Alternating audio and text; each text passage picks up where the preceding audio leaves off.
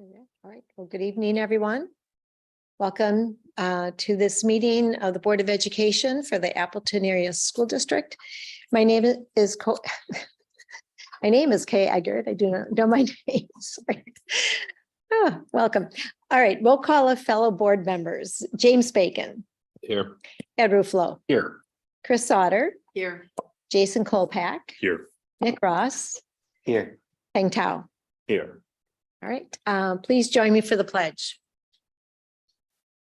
I pledge allegiance to the flag of the United States of America and to the republic for which it stands, one nation, under God, indivisible, with liberty and justice for all.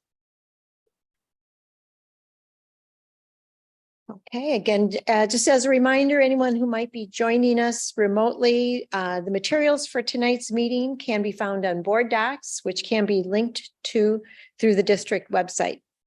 I am going to ask first, do we have any requests from board members to remove any of the consent agenda items for separate consideration tonight? Okay, seeing none, then could I have a motion to approve tonight's agenda? So moved. Second. Okay, any questions or clarifications necessary? Okay, then all in favor of approving the agenda as written, please say aye. Aye. Any opposed? Okay. Then we will move on to special presentations. First tonight, we have Jocelyn Scanlon from Appleton East, our student school board representative. So welcome, Jocelyn, and thanks for being here. Hello, and thank you. So, first off, it's roughly mid-quarter now, and we have Jalen Feller. She's going to state for golf. We had East Tackles Cancer, where we raised $18,593. And then soccer, they're going to regionals this upcoming week. They did pretty well during their conference season. We just had homecoming week. That went well. And we had our football game, which was an alumni event. Dance and cheer both had their kids clinics where they brought in kids and did their fun dance things. And Math League took second at their Fox Valley meet. Yes.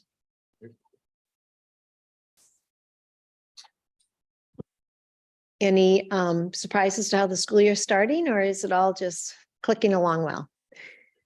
Overall, they started off pretty quickly, and for me, I had a full week worth of homework starting my first full day. So I don't know. I think it was the best way for them to jump right into things, so that but yeah, started off pretty smooth, and I think it's going well. That's great. Well, good. So thank you. Any questions from board? Jocelyn, congratulations on your fundraiser for the cancer. Can you tell me a little bit about what were some of the activities you did to raise those dollars? This was mainly led by Key Club and DECA. They put together some fundraising baskets. They had different companies either chip in or whatnot. They always have their t-shirts where they have their gold level, silver, bronze level, like donations. And we had our Miracle Minute, which raised decent amount. I know a lot of that went to the Couts family, and then the t-shirts and such went to a different family. Thank you. Congratulations to the school. Well, thank you very much. And we'll look forward to seeing you again and hearing more about what's going on at Appleton East. So thank you. And then we have another special presentation, Mr. Harches. Yes, thank you. Last week was designated by Governor Tony Evers as Wisconsin School Board Week. It's a time for us to recognize the remarkable people across our state who volunteer to serve their communities as school board members. School boards set the course for their district on hundreds of topics, from school safety to facilities planning, from finances to academic standards. They envision the path to success and diligently track progress, all while remaining accountable to the district's residents who trust them with taxpayers' dollars. Here in Appleton, we are thankful for our board members because we know a strong school board leads to strong schools and successful students. Our 7 board members are continually balancing service to our district in terms of their time with their careers, their families, and other obligations. They are parents of current AASD students. Some are parents of graduates, some are grandparents in our district, and all are advocates for strong public schools. In addition to attending meetings, our school board members spend countless hours preparing for meetings, studying district policies, staying informed on current educational issues and trends, participating in professional development, and advocating on behalf of our students and our staff. Through our coherent governance process, our board members monitor the academic, social, and emotional progress of our students, as well as operational expectations that have been established. Unlike most school board members in Wisconsin, our board members are unpaid volunteers who selflessly devote their knowledge, time, experience, and talents as they work to support our students and our staff as elected officials in our community. Each of our 7 board members and collectively as a board have one singular purpose, one reason for why they serve on the board, and that is to help each one of our 15,205 students experience success. On behalf of the Appleton Area School District, I want to thank our board members for our students, for our families, and for our staff for your service. Thank you. It's very kind. Okay, then we are going to move to public input. At this time, the board offers public input at board meetings to be able to hear from individuals. Tonight, we do have public input from citizen in the community, Mike Hippel. The comments are going to be submitted via proxy, and Mr. Hernandez is going to read the comments for us. So, Kayla, we just have to probably get a timer going off, if you don't mind. We can just, comments are limited to 3 minutes, so. And just, we do, when this is allowed to do proxy as a reasonable accommodation for an individual who cannot be here at tonight's meeting, so, okay. So I'm going to read this letter verbatim from Mr. Hippel, a graduate of 2003-2004 school year. Good evening. I hope this finds you well. As you might know or might not have known, October is Employment for People Who Have Disabilities Awareness Month. Schools are one of the first places that children see and work with adults. It is so important that they see and get to work with all kinds of people who are from different backgrounds, cultures, beliefs, and bodies. This does include people with disabilities. Sadly, people who have a disability are likely not to be able to get a chance to get a job in a school district because some issues that I will write about. The first issue is if you need to get a teaching license. To do this, you need to go to college for 4 years. This might take them between 5 to 8 years because of their disability. The second issue is school districts are not seeing them as a value. As someone who has been in the system, they would bring their own personal knowledge. I'm including myself. So I'm going to use we from now on.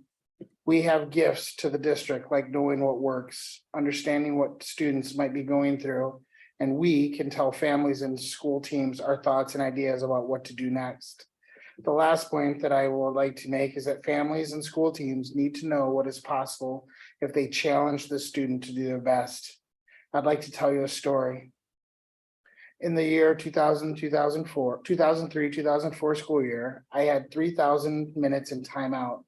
This is because I didn't have the right communication tools. My school team could have told my parents this. Mike, he needs to be in a special education classroom all day long. Because of this, I have a meaningful life and I could give back. Thank you. Thank you. I don't believe there are any other individuals wanting to have public input tonight, so we'll close public input. Continuing on the agenda, we will move to number 6. And first, a business services update from Holly Burr. Good evening. Business Services has one item for your consideration tonight, which is the accounts payable check register for September. The details are included in your item for consideration. You will be asked to approve this item as part of the superintendent's consent agenda. Are there any questions?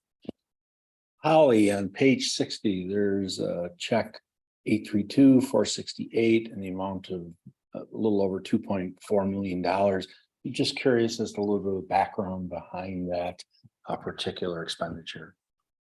Ed, can you tell me the vendor's name? The vendor is Vantage Financial LLC. Sure, Vantage Financial, we do a number of leases for our technology in the district, and we have 5 or 6 large leases right now for classroom interactive boards, teacher PCs, student and staff Chromebooks, things like that. So we tend to try and rotate those, but we pay the bill once a year.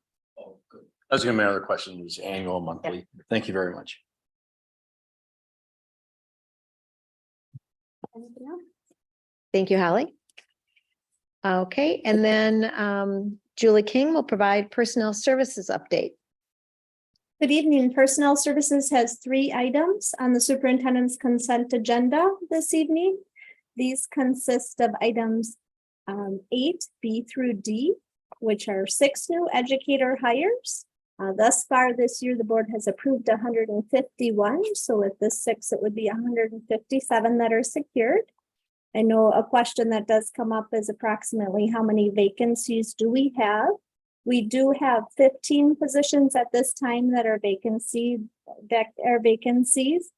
The classroom positions are covered with long-term substitutes or with alternative coverage plans. And we do have a couple of non-teaching leadership positions that are vacant at this time as well. In addition, there are 6 professional educator contract changes and then 1 educator resignation. Are there any questions on these items? I don't see any questions in the room, so thank you. Thank you. Okay, so we are going to move to item 7, the board's consent agenda, which is a set of meeting minutes from September 25th. Is there a motion to approve the consent agenda? So moved. I'll second. Roll call, please, Kayla? I'm sorry, can we have discussion before on this item about the minutes? Typically, we don't. Do you have a question on it? Yes, there's an item that was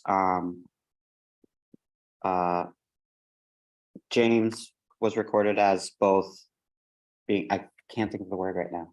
Motion to approve, and then second, there's an item where James is listed as both.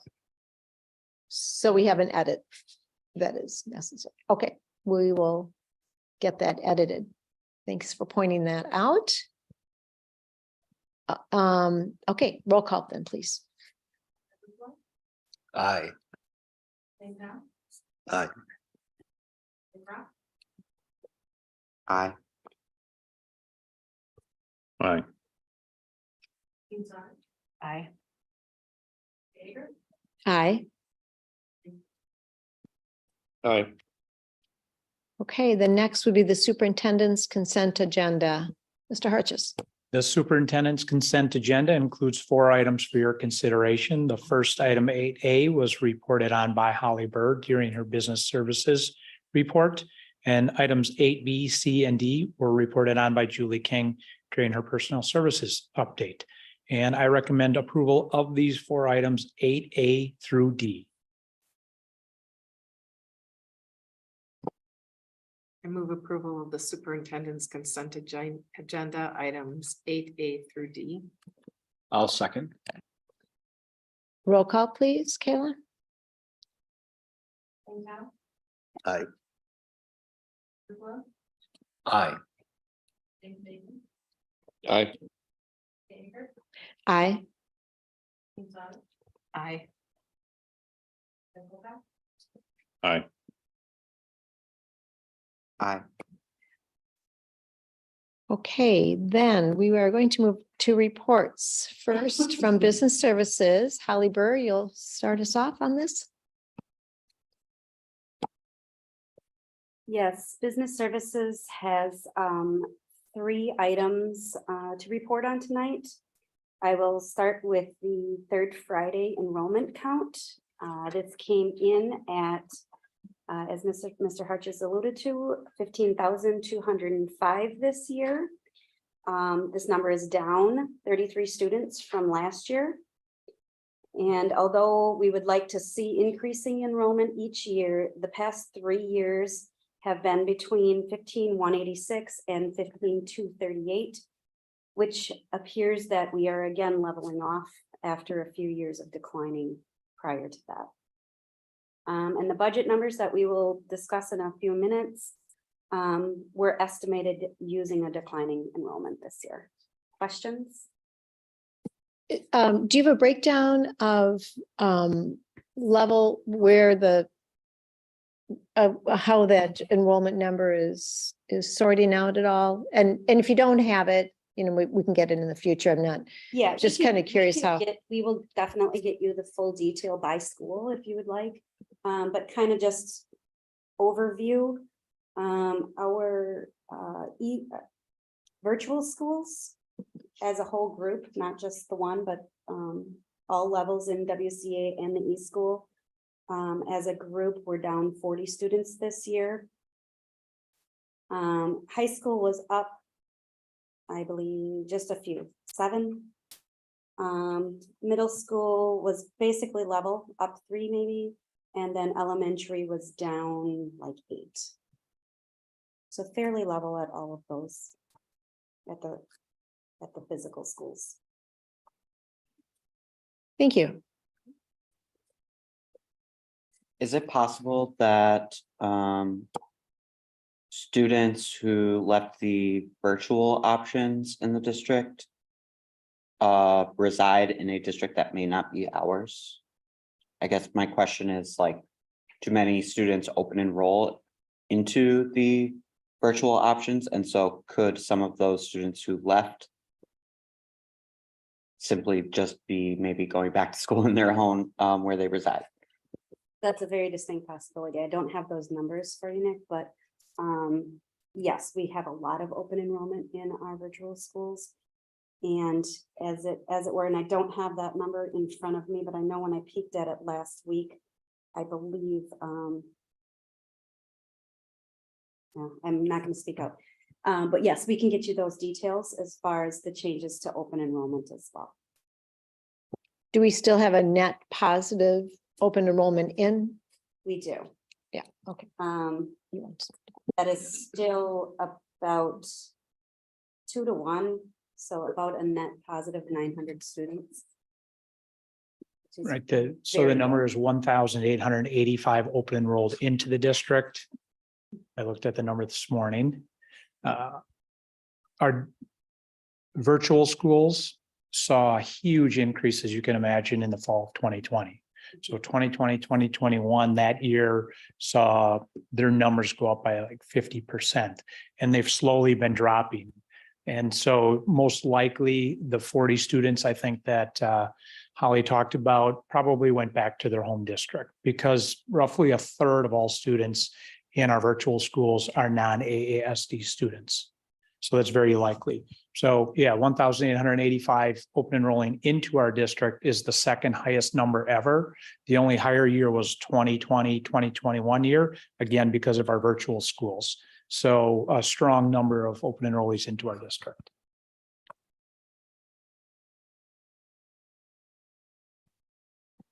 Holly, do we know how many new voucher students there are this year? We do not yet. Those numbers won't be released till next week.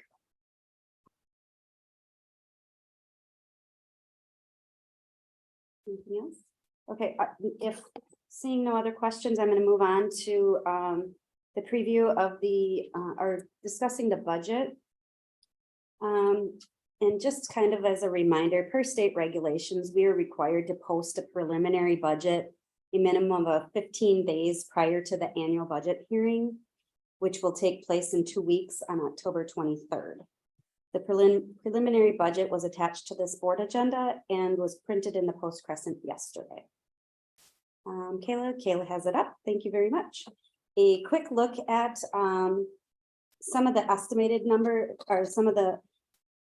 numbers for ending 2023, which is the middle column on that sheet that Kayla has up there. For the general fund, revenues ended up about 1.4 million over what we budgeted. This is due mainly to interest earned on investments. When we set the budget last year at this time, we did not anticipate the interest rates jumping like they did. So that was a nice little extra there. Expenses came in under budget, and this was due mainly to the timing of the payments for self-funded health insurance. And we'll talk about that more in a few minutes. In total, the change in fund balance, which is revenues less expenses, actually ended up being a positive of just over 2.9 million, ending with a total of 62.5 million. However, this is only because $6 million was added for future self-funded health expenses. So if you recall, self-funded health insurance, we no longer pay a company for health insurance. We just keep that in an account for future use ourselves. So because of that, that added to our fund balance, but it is earmarked, specifically earmarked for that purpose. We can't use it for anything else. Operationally then, we ended with a negative 3 million. And if you recall, the budget last year that we had set was actually a negative 4 million. So in total, we still came out better than anticipated. And as far as the fund balance piece goes, the bottom line on this is that although we ended with a larger fund balance for the year, less of this is available for unassigned expenses. There will be a full detail on all of this in the budget booklet that's coming out prior to the hearing on the 23rd. This is kind of just the 30,000 foot view, as it were. Kayla, can you go to the next? The next sheet, please. Jumping to 23-24 then, please just keep in mind that these are all preliminary numbers and that many of them will be finalized prior to the budget hearing on the 23rd. So as was in the news a lot and as we discussed here, we will be getting the increase in the revenue limit to the $11,000 per pupil. And we also added this past year, the 5 million in referendum funding. However, offsetting these increases is a decline in enrollment, which we just talked about. The net effect is we are expecting about 10.8 million increase in levy revenues. These revenues will be split between state aid and property tax levy. The state aid is currently estimated to be a 7 million increase that will total over 105 million. And then that number is will be finalized next week by DPI. The balance of the 60 million will come from the tax levy. If you're kind of following me down my numbers, we're right about in the middle of that sheet. The tax levy could be impacted by the amount of private school vouchers. I estimated here at 6.5 million. And again, as Ed asked, these will be finalized next week. So for the budget hearing, I will have final numbers for that.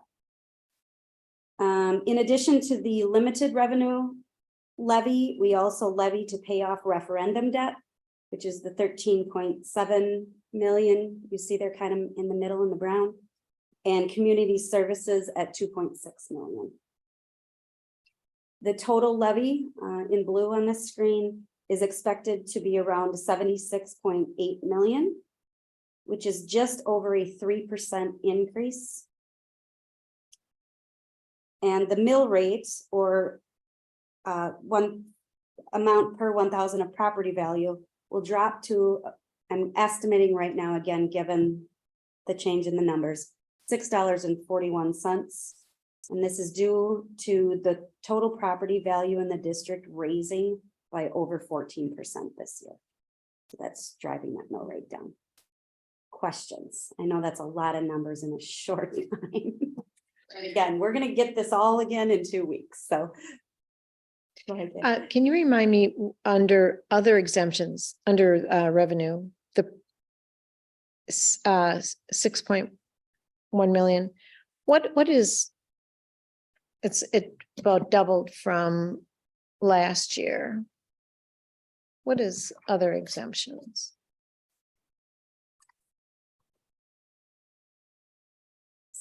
That is where our $5 million in referendum, that is a line that number's included in there. So that's why that one's jumping significantly. It went up for the 5 million in referendum, but it went down because we are losing our, what they call it, a hold harmless exemption. So basically it's, if your revenue increase is going to increase, you don't get a hold harmless. If it's going to decrease, they limit how low it can go. So they limit it to 90, you can only go like 90% in 1 year of your previous number. So because our revenue is going up, we don't get a hold harmless. We got a hold harmless last year. Okay. Thank you. Okay, and then finally, our third item, and I would welcome Julie to join us as she worked on this. Julie and I kind of work on this piece together. The healthcare plan and renewal for next year. So as you are aware, January 1, 2023, the district switched to self-funding healthcare with two main goals in mind: provide quality care at an affordable price for our employees and mitigate long-term costs to the district. When considering this step, our most competitive bid with similar benefits was a 23% increase. And the 2024 estimate being at 28%. Had we not switched to self-funding, this could have cost the district up to $16 million over the 2 years. So looking into 2024, the renewal rate will increase by 10% effective January 1. This is for the current plan and continuing with Prairie State as the third-party administrator. This is a projected increase of 2.8 million cost for the district for 2024. There are no plan changes to the plan itself or to the employee share percentages. Questions?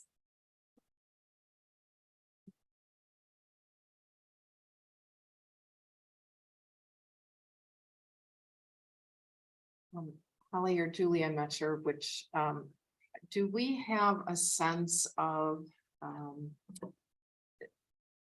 how employees are feeling about the plan, or is that not part of this at all? Is that something that we'll hear about later or at some other time? That wouldn't be part of this, in our initial plan. That is not part of this in our initial plan. It was 1 year of service, and then we were going to survey in January. So that would be the timing, and we received that information. Thank you.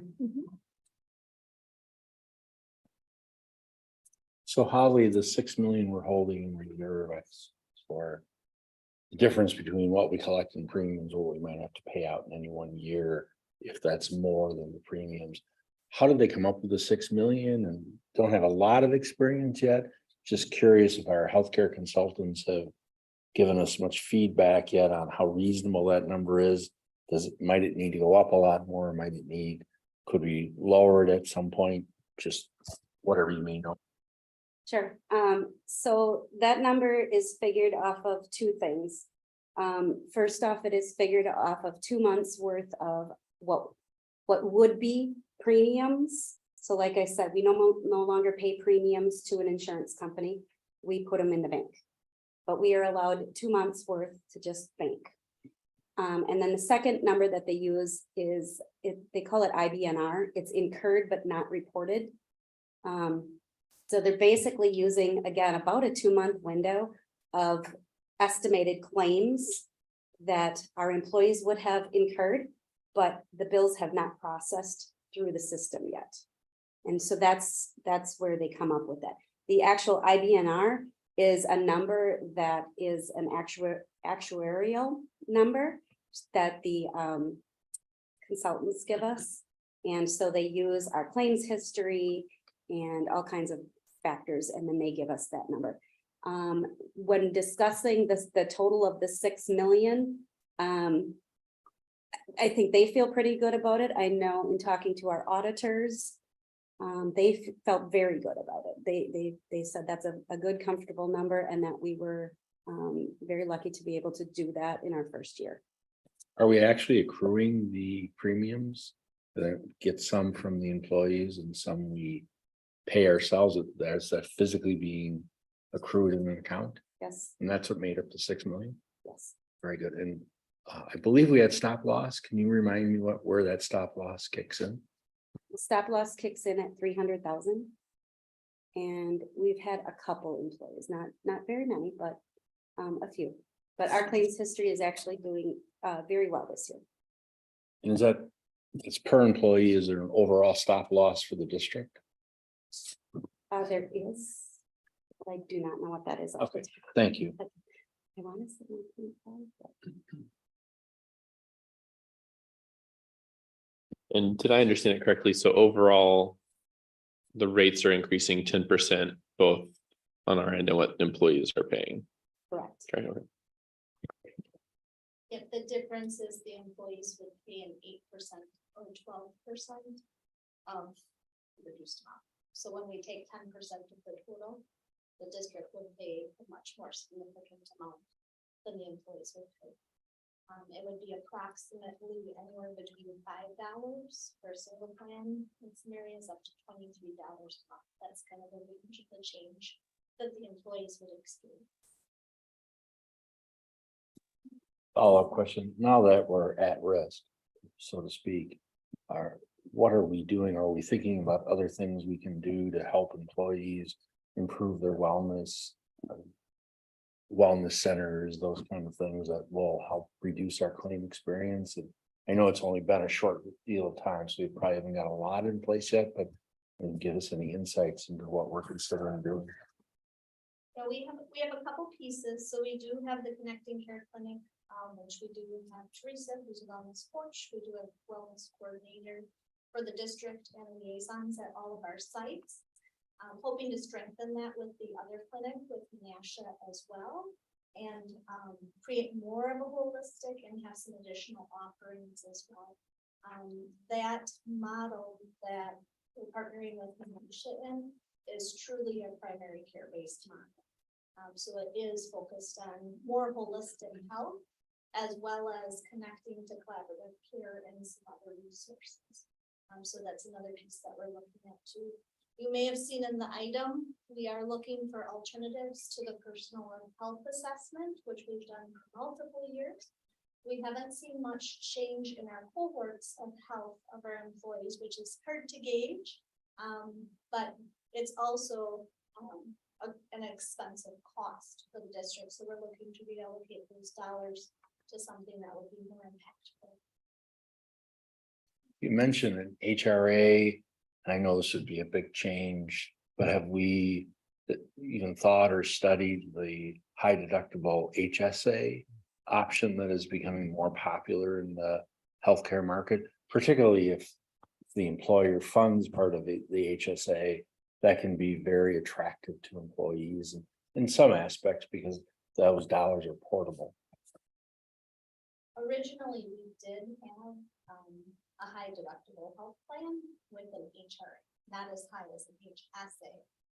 The challenge that we've had with the HSA has been education, understanding those types of things. This is a very unique plan that we have that does not have a deductible at this point. So right now we're assessing utilization, and how that works, and the different strategies. It being so new, just wanting to take it all in and really have some data to reflect on. It's really. Thank you for all your work. Appreciate it.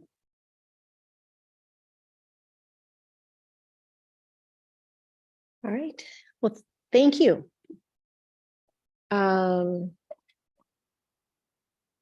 So next would be School and Student Services, Steve Harrison and Kelly Leopold.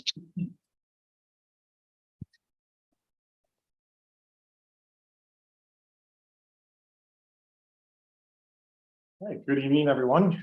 I'm joined by Kelly Leopold, who is our Director of Secondary English Language Arts in the Appleton Area School District.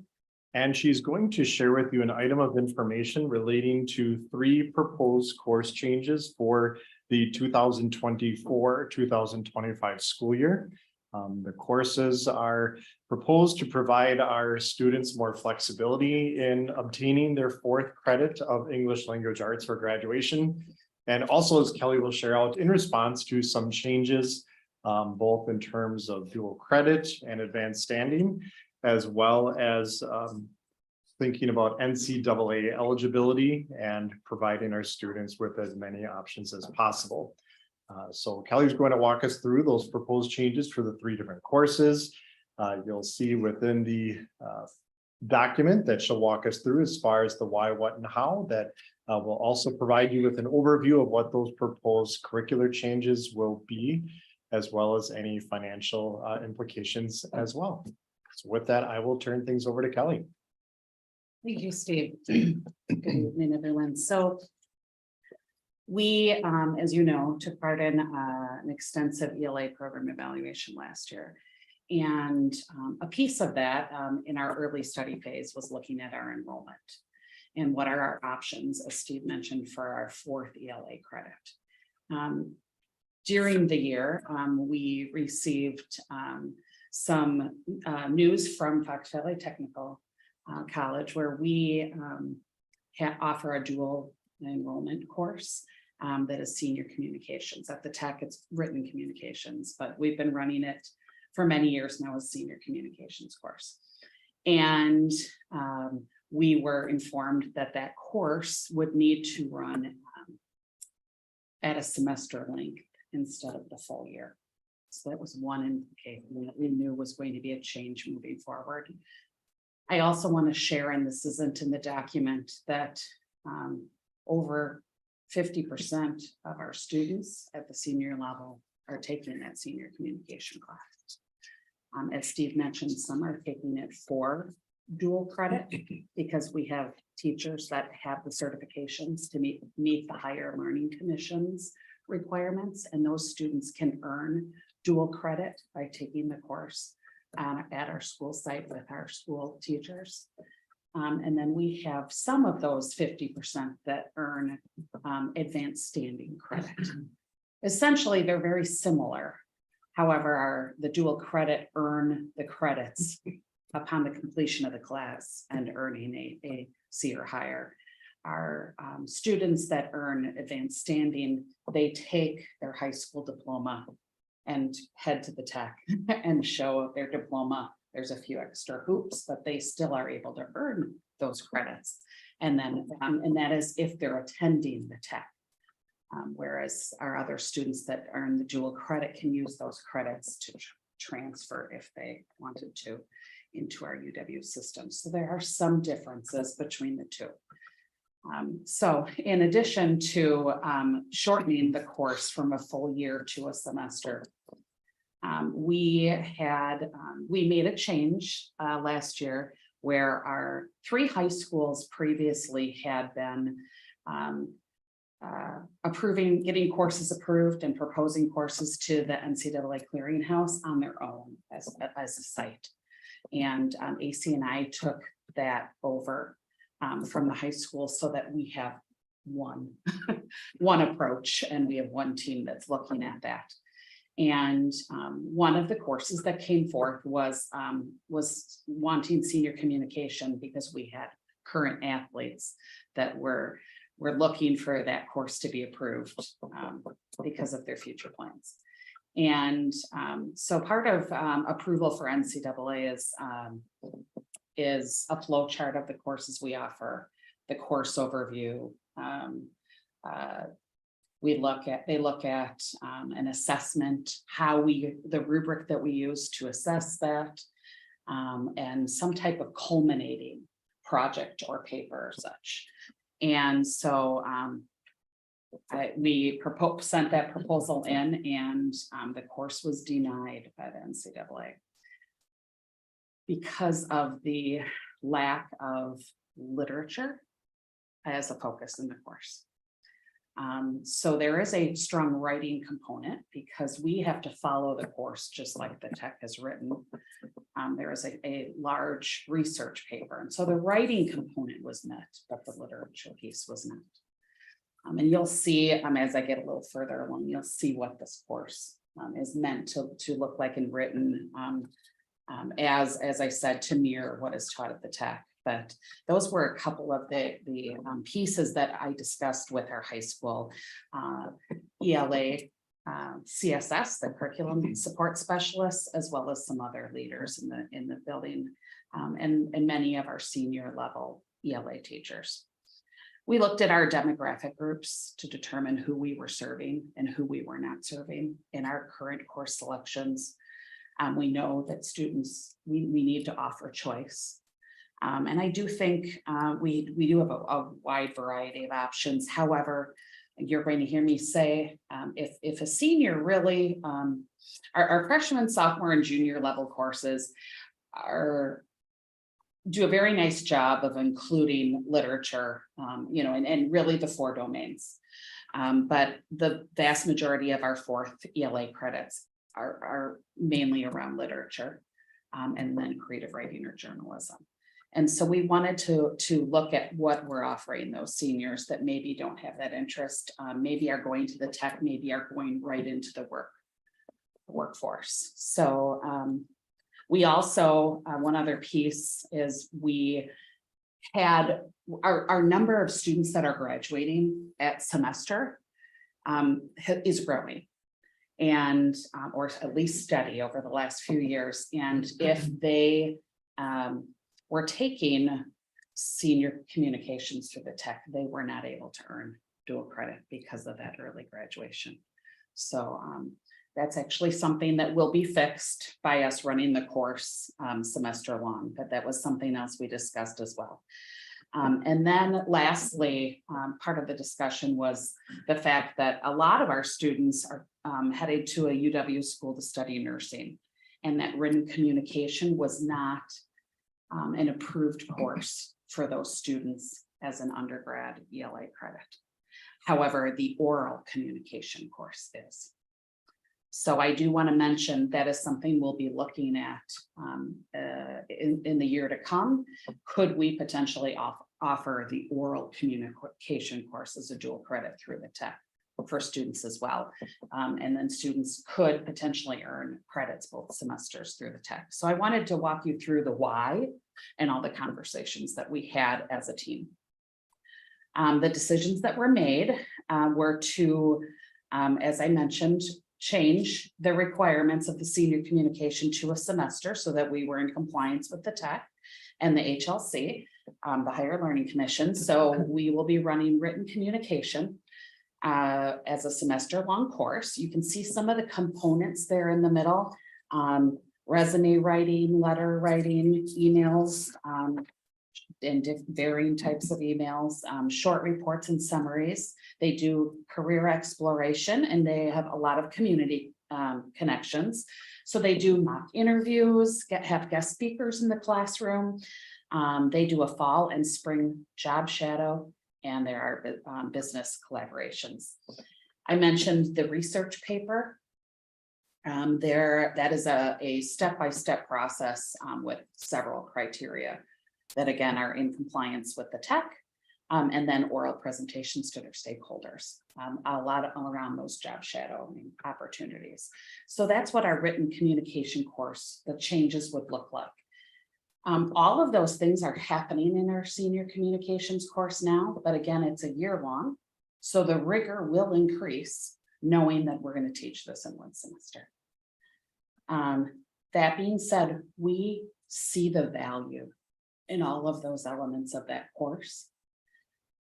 We have a lot of students with varying needs, right? Our EL population, our special education population that have been enrolling in this senior communication course. And knowing that we want to meet their needs with these same real life application skills, but perhaps not the rigor of the tech course if they so choose.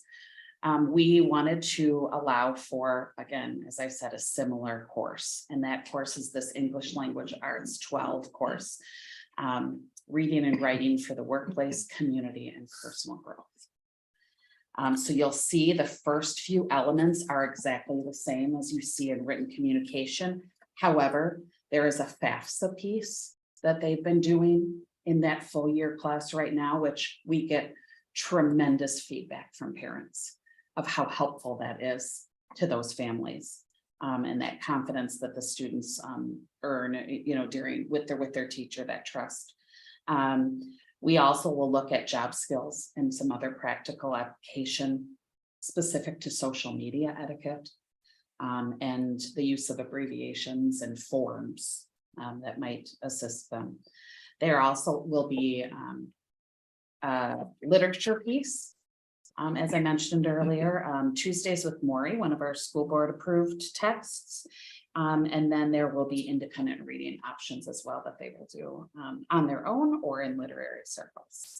So very similar courses, but and doing what we've seen success with our students, but offering that choice.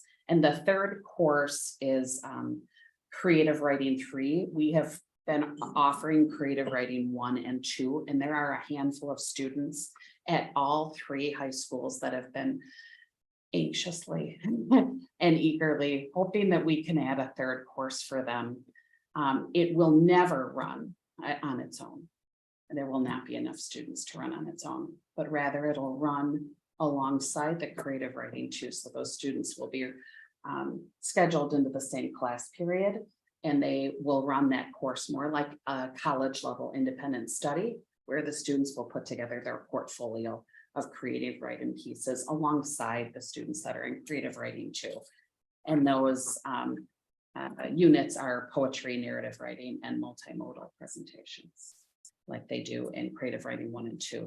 That work, I actually collaborated with Renee Allman, our fine arts coordinator, because we've added a level 3 to our 3 arts classes for that very reason.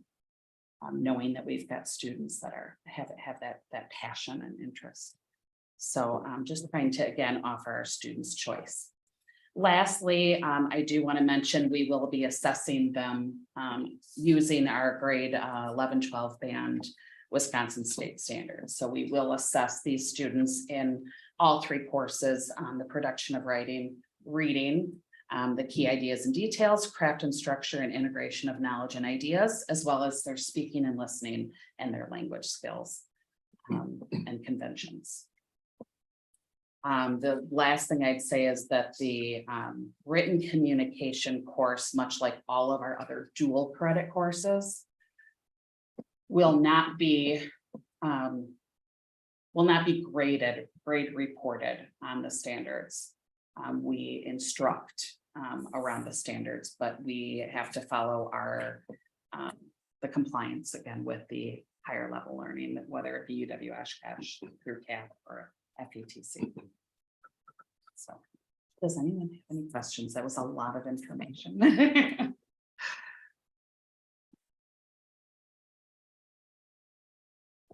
Kelly, you mentioned, I think it was you who mentioned that the one class required, the classes that are taken for the dual credit require different certification or different for the teachers?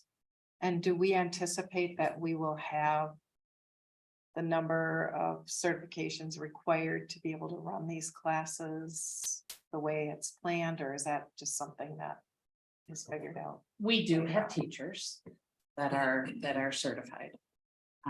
We currently do not at all three high schools. But that will be a conversation that we will need to have moving forward. Two of our three high schools, East and North, have teachers that have the certifications to run the written communication and oral communication courses.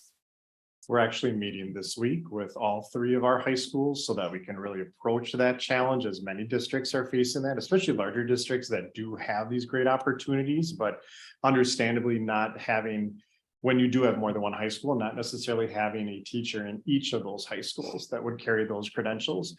So we are meeting this week so that we can generate a collaborative solution, so that all three high schools, in conjunction with ACNI and school services, work through that together to talk about what do our options need to look like starting next school year, so that if we are to offer a course, as Kelly mentioned before, knowing we've also been looking at who's been taking some of our upper level courses and who have not been, so that we can really diversify and increase the level of participation. How can we do that so that we can ensure that if we are offering something at one or two of our high schools, that all three high schools can ultimately benefit from that offering? So that'll certainly be some of the heavy lifting that we do this year, so that when we get closer to the spring and we start making staffing decisions, we can have a solution in place for that. And then I guess, the communication of these changes to students and how that will be handled. I don't know if you could comment a little bit on that. Great question. Yes. So we're actually working on our course guide updates currently. And part of that work, we include our CSS.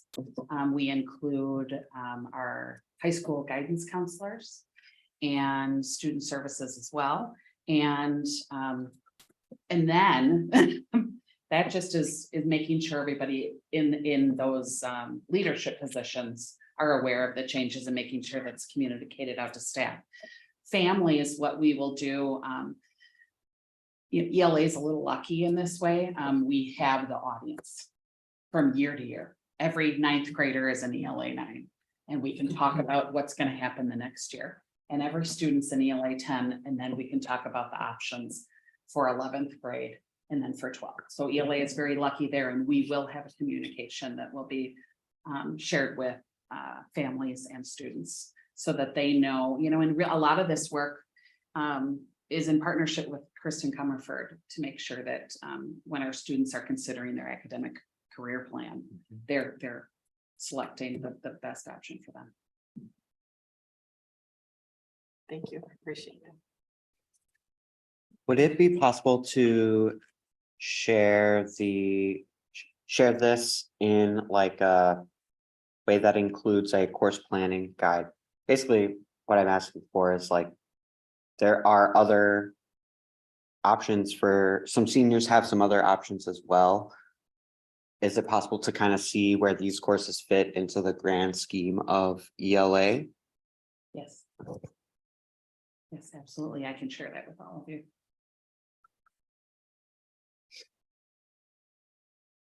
So today, this has been presented as an item of information. This would come back to you in 2 weeks for a formal vote.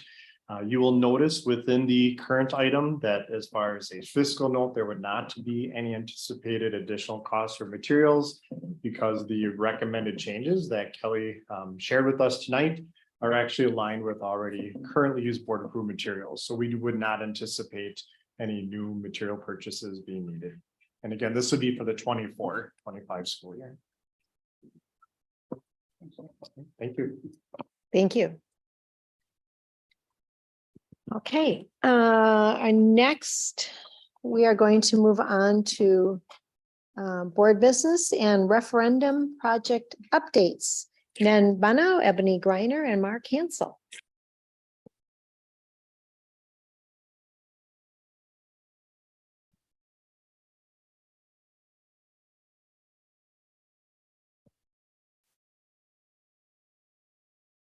We're excited tonight to share with you updates at the elementary, middle and high school level with construction projects. Ebony and Mark and I will start with Sandy Slope to give you an update on that. And some of this is not new information, just kind of going back to where we've been with you before, to share with you where we've been and where we're headed. So as a reminder, as part of our design development, we've had 12 staff input sessions on every area of that building to look at the initial plans that have been brought forward by Hoffman, and then to Hoffman and our facilities and operations to hear input related to each of those areas and then make revisions. Through that, we've had over 80 staff members that have joined us for these focus groups. And our last one was actually held on September 20th, which was a focus on school grounds and playground equipment. But we're not done with the input. We have our next input session, which is going to be tied into our groundbreaking ceremony. We're very excited, even though we're not breaking ground, but we don't want to be out there on that field in the middle of winter. So we're going to hold it a little bit early. Our groundbreaking will be held just off the Fire Station 6 parking lot, facing the silo and where the school will be placed. On Monday, October 16th, we're going to start at 5 o'clock. There's going to be some speeches and groundbreaking. And then we're going to head over probably about 5:30, 5:45, depending on how long the groundbreaking ceremony takes, over to North High School. And there we're going to have a gallery walk of at the north in the Commons of architectural renderings of the building, as well as some refreshments, as well as an opportunity for feedback. So this is open to students and families, staff, community members to come look at the renderings of the building and to provide us feedback.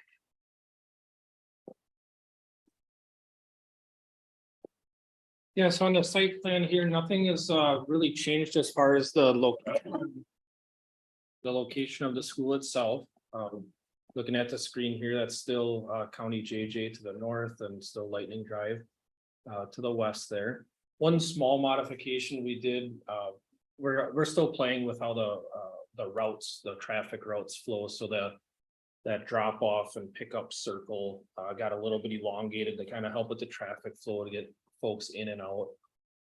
It was also asked of us to explore keeping the silo on site, so elongating that drop off oval also helps go around the silo if that becomes a feasible option. We're going through a structural study right now just to make sure that the silo will be stable for years to come.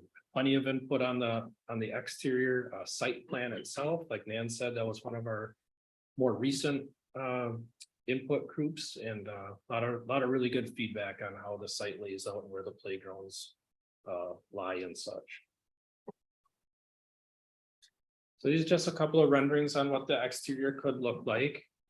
We haven't made it to the final process of selecting, exact colors and such yet, but this is more or less what the building would look like from a ground view here. It's a two-story facility, and kind of see from the front and the upper left, and then kind of what the pods will look like if you look at the two bottom pictures. So each pod area kind of having its own entrance and exit and stairwell accordingly to get the students in and out to recess and such without having to pass through the entire building.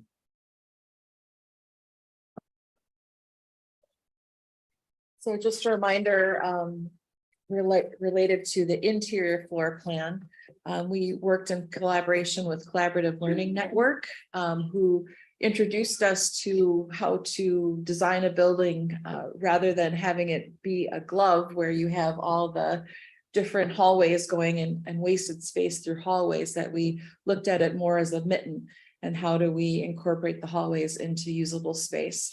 So the first floor, and you've seen this before, the first floor will contain the main office, which is the yellow on the diagram. It also will include the gym, the commons, also our specialist areas of the music and the STEM area. You'll see that there are some special ed and EL classrooms on this floor, in addition to our kindergarten, first and second grade pods, which, as we've discussed before, have been designed where the classrooms surround an extended learning center where the students and teachers' classes can come together in a shared space to create a grade level community. Second floor, this is where we will have the library, the art room, the band and the strings classrooms, as well as additional special education spaces.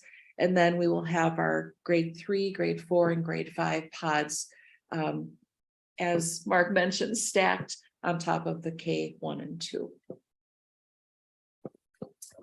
All right, so I get the pleasure to preview to you some renderings that you'll see next week, Monday, of the different, just a couple of the different school areas. And so this is pretty cool to be able to show tonight. If you take a look, this is the school office here, and I won't talk too much about all of the details, but I do want to point out the fact that we've had feedback from so many groups and we have applied the feedback. So the renderings that you will see tonight incorporate all the feedback we've received, and we feel pretty positive about it. And just reminding, as Mark said as well, these are not final, right? These are just some ideas of what it might look like. And so something that I want to point out in this photo here, if you look to the left, there is that lowered reception desk is ADA accommodation, right? So if someone is in a wheelchair or just need more space in that area. So really proud of that. And then that photo to the right there is the workroom that teachers can go to right behind the office suite. But in that same area, you have your nurse's office and you have your health room and your mother's room and things of that nature. So just taking in a lot of feedback and applying it. So really happy about that.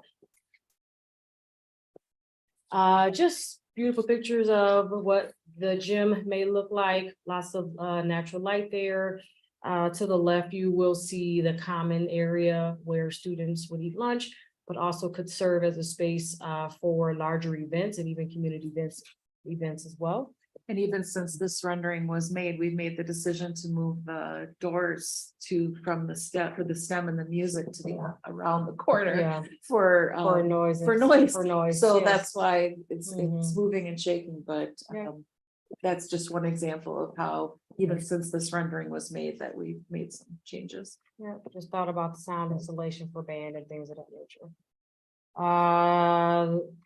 Grade level pods. And so interesting when we talk about how the pods will stack each other. These are some of the first renderings to see what those classrooms would look like on the inside. So the top left is that extended learning center that Nan mentioned. That is kind of what you might call the common area of the pod where students can go out and do collaborative groups, collaborative work. Any of the teachers can bring their students or students can go out there. There are sight lines from within the classroom itself out to what we would call the ELC. Also in that space as well, there you can't see it on these photos, but there is an area where teachers can go off and work and storage and things of that nature. So it's kind of just building that community within a pod setting. And then if you look to the right, the picture on the top right, those are just the lockers. Some of the feedback that we received is that teachers wanted to make sure that they could see the lockers, like have a really nice sight line from inside the pod out to the lockers. And so we just wanted to highlight that piece there. And then that bottom right photo is a classroom itself. And that's what a potential classroom might look like. Something that's really important in this photo are the sinks.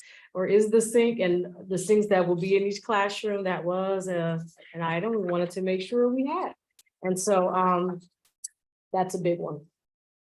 Taking a look here, LMC, something that's really big in this space is that the LMC will have what we call flex spaces. And so if you are a tag team or tag coordinator and you want to pull a group of students in there, or you have any other group of small students you want to pull, you have those spaces in the LMC. And so that was something that was we received a lot of feedback about.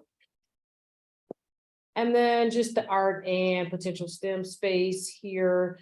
nothing to point out here, but to Nan's point, the STEM space was moved, the STEM and the music just off of the gym and off of the commons because of noise, and want to make sure that they had that space. And that's music there. And Right, so next steps for the new school planning is, we're currently in process of evaluating the site for geothermal, so we. Had a test well drilled, a month ago or so, and going through that reporting process to understand if the soils and the water levels out there are accommodating for a geothermal system, and then. That could potentially be our heating and cooling system if it works out well.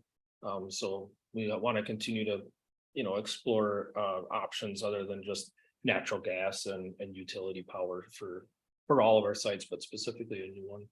We're also in the process of making sure we have safe routes to this school, right? So new area for us to build a school. So we've already started working with the county and the city, the Safe Routes to School program, the sheriff's department, and starting to plan how are these students going to walk from their home to the site itself safely. So that'll take us a little while to finalize that. And of course, the construction planning just continues. So every week we meet, we go through more and more details. So there's just a lot of small stuff now that we have to finalize before we can get these construction documents ready to go out to bid. So hopefully that happens here by the end of November.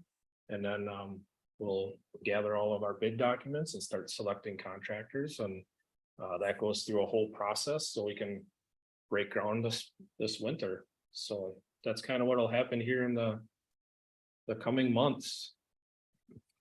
Any questions on the new elementary school at all? I just was gonna say that all of what you saw there, and not all of them, but most of the renderings will be on boards. And for the gallery walk, we will have staff that will be by section, like Renee Elman and I will be the music band and strings, and to show the renderings, answer any questions, as well as, like I said, we'll have that feedback opportunity for anyone who's there. And also the feedback, the staff input is not done.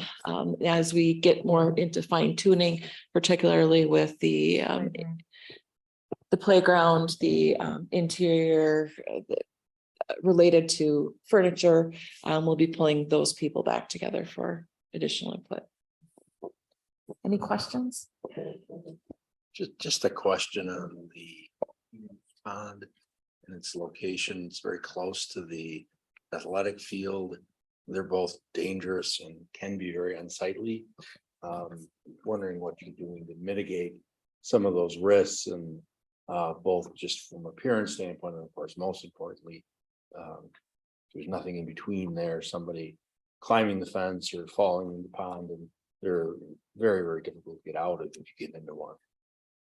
Yeah, so we do have the drainage pond fenced, so that'll make, hopefully, keep out what needs to stay out there.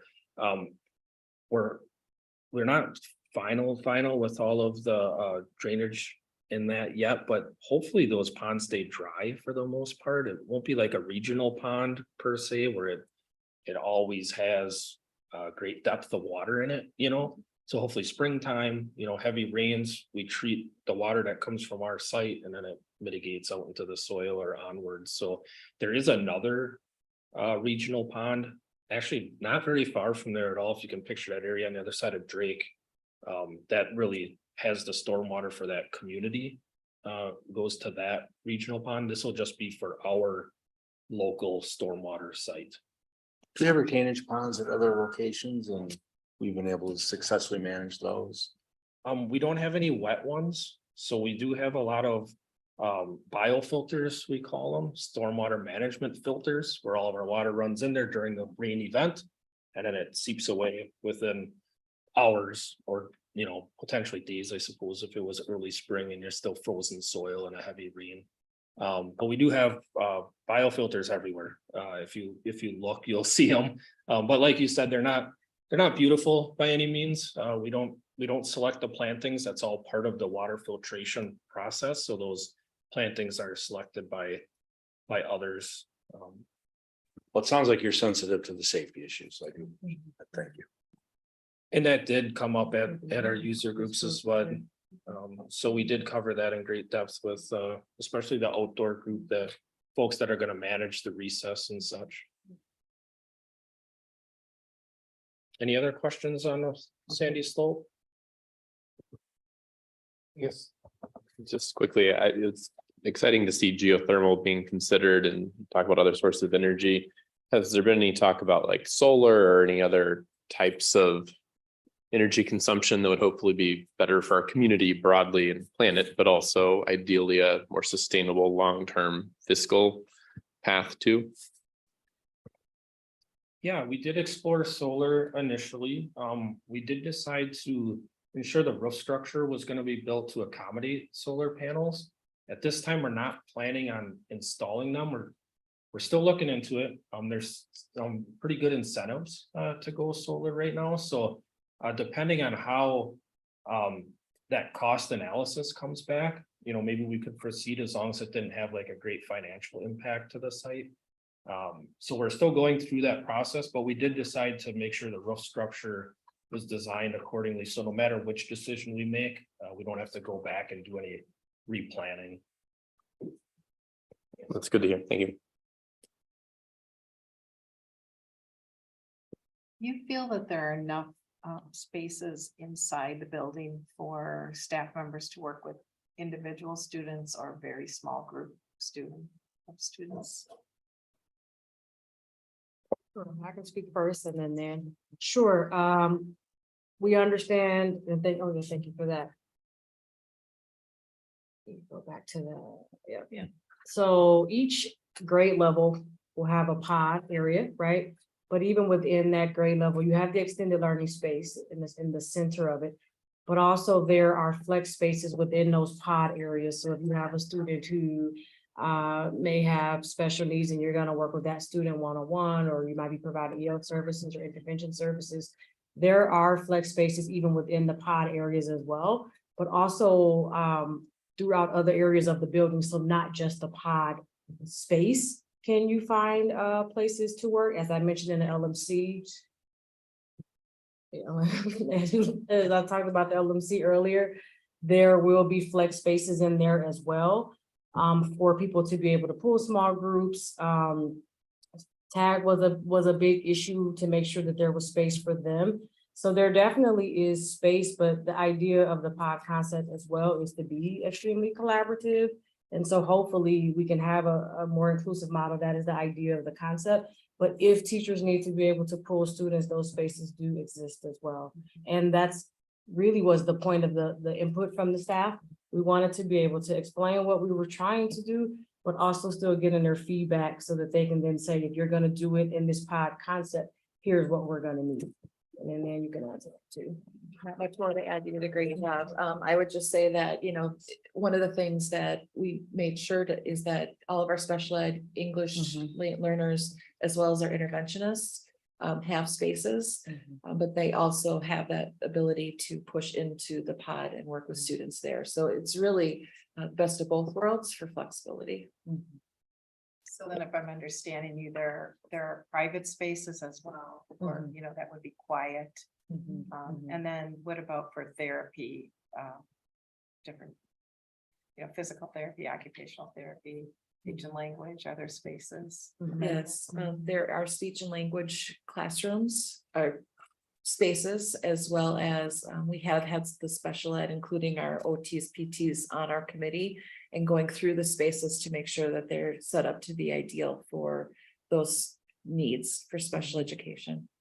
Can I just add to that really too quick, Chris? On the first floor, we don't talk about it too much because we're really talking about more of the pod concept, but even there is the student service suite. So you still have the psychology office and the guidance office and a conference room and all of those types of spaces. We just don't talk about them as much because of the pod concept, but they do still exist if you need to have those, and even items such as a sensory space, right, for students. So they exist, but you hear us highlighting some of those other features a little bit more.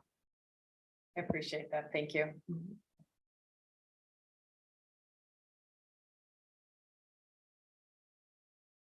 If there's nothing else, I'll move on to the middle school. So just very briefly, wanted to show you some progress photos. I'll give you just a real short update on where we are with all of our middle schools. So at Einstein, we're well underway with construction. We have the main classroom addition starting the second floor construction now. First floor is blocked in and second floor is poured.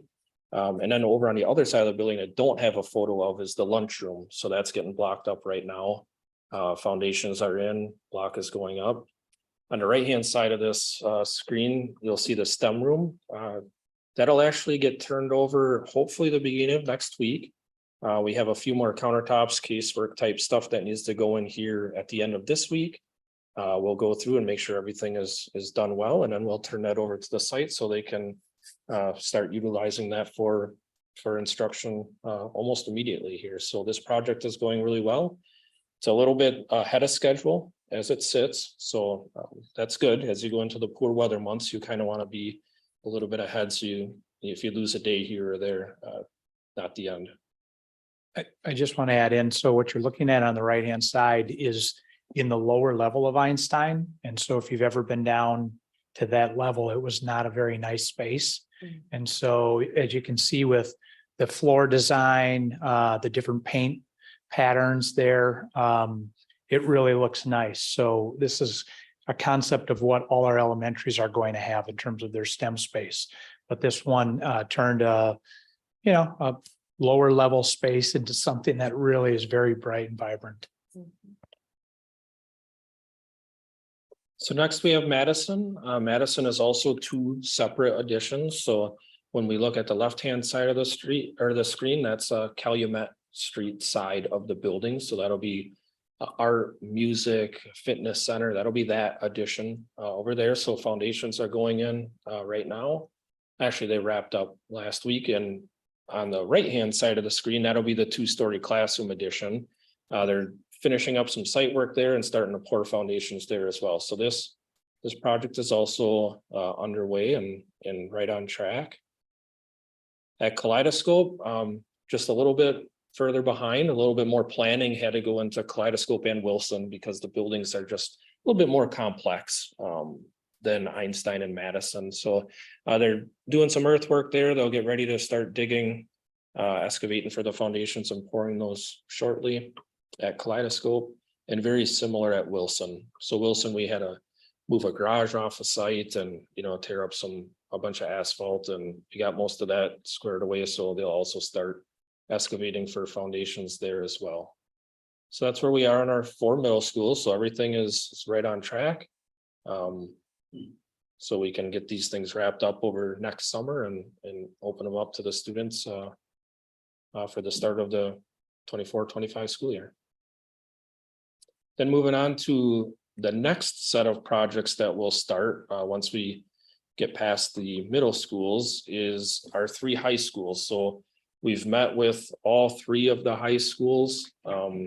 We started putting together those same user groups so they have input on what their additions look like and the needs of the building to make sure that we can accommodate all those. So those meetings are underway. We've also started those same meetings at Classical and Houdini, because they're getting a little bit more work in their main office area to make sure it's out front and secure like the rest of our buildings. So we kind of slid that one up the list too to get an earlier start on the planning. So we'll take a few months here to plan on all of these jobs, and then we'll get that formal design done and ready to put these out to bid late winter. So then they can be ready for construction as soon as possible, as soon as school lets out, or even if we can accomplish a couple of things prior to then.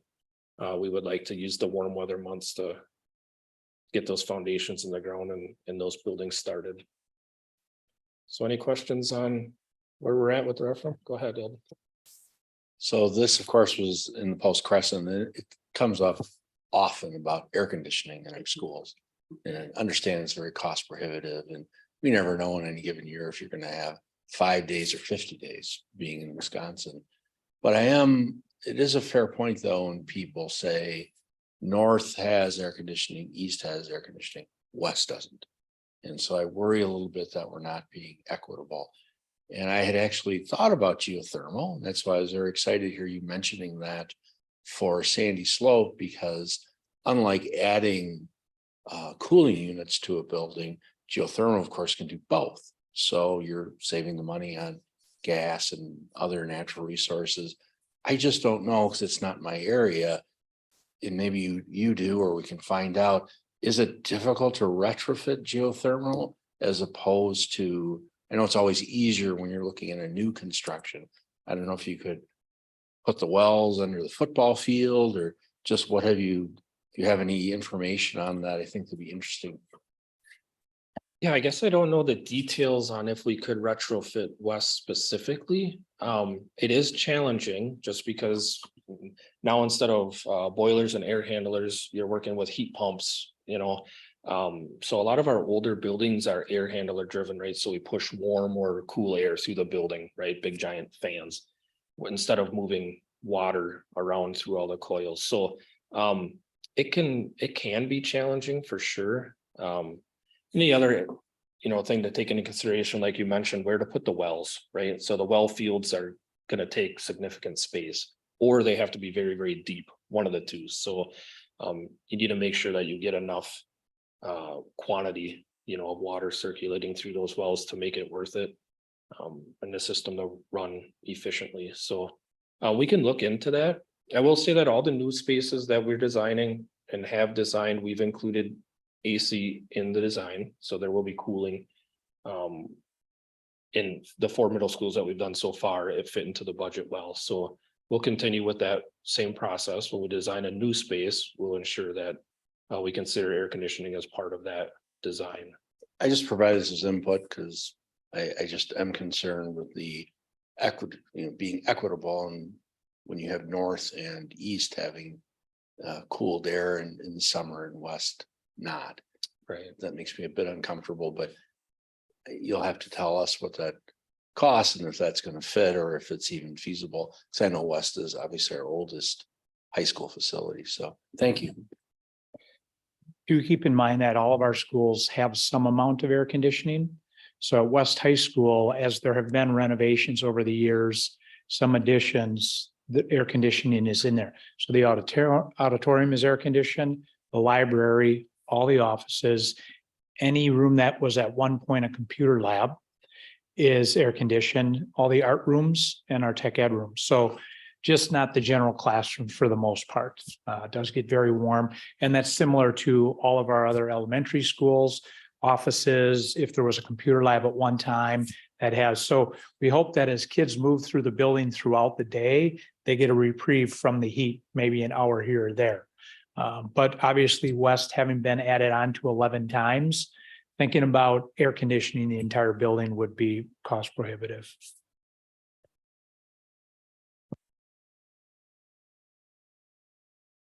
One question that I've been asked as community members start to see the construction, particularly at the middle school, has to do with noise mitigation during the school day, to minimize disruption during instruction times. And I'm just wondering if you have any comments to make on that or thoughts on that.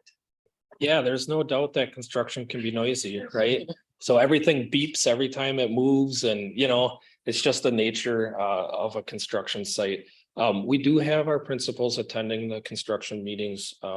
So they're either weekly or bi-weekly, depending on which site you're on. They give us the information on, if there's going to be anything important during this hour or testing this hour. And we try to avoid some of those areas for the noisy stuff, right? We do plan generally our concrete pours outside of the school day if we can. So that way we don't have to try to direct concrete trucks around students and those sorts of things. So, but yeah, without a doubt, it's a noisier environment than most schools are probably used to, just because we're adding on to the buildings. We're right there. So if you're the fortunate individual that has a classroom adjacent to our site, you probably get a good view of the progress, but you also have to probably compete with some noise. I do appreciate that principals are involved, so that, I'm thinking about some of the assessment times that in particular, that those would be taken into consideration. Yeah, I understand there's noise, but it was just interesting that a number of people have asked that question, so I just thought I would check with you and see. I appreciate knowing that there's a committee that's looking at all of that. Thank you. Yeah, absolutely. Anytime there's something important going on educationally, we'll move on to a quieter task or schedule the cranes and all the beeping things around it. Ed had asked about geothermal. I'm no expert either, but the Appleton Public Library is putting geothermal and installing geothermal. So that would make me think that it would be possible to add it to an existing site.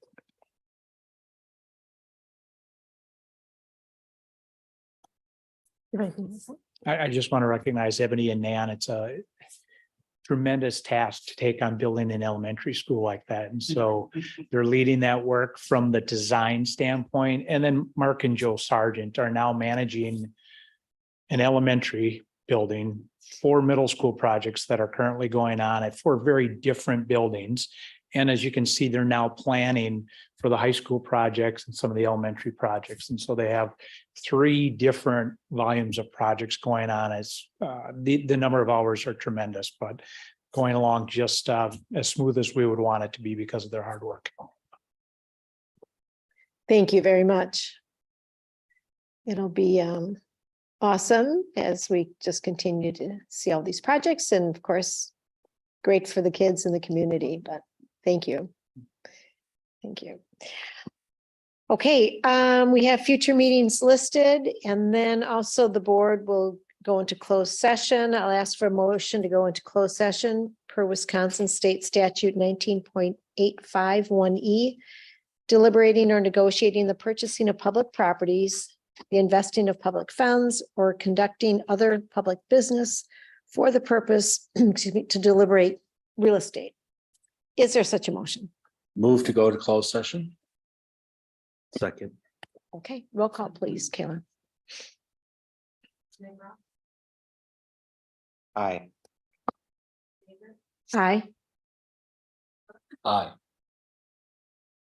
Aye. Hi. Aye. Hi.